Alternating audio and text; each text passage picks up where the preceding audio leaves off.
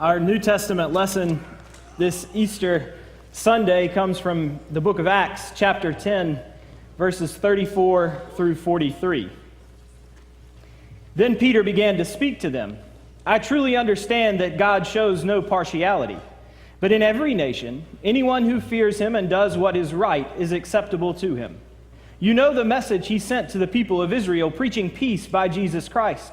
He is Lord of all.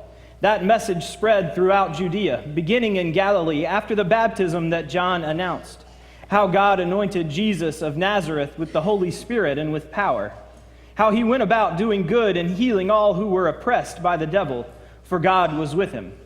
We are witnesses to all that he did both in Judea and in Jerusalem.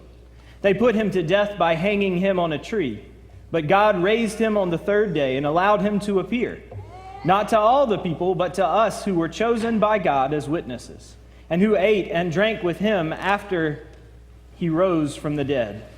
He commanded us to preach to the people and to testify that he is the one ordained by God as judge of the living and the dead.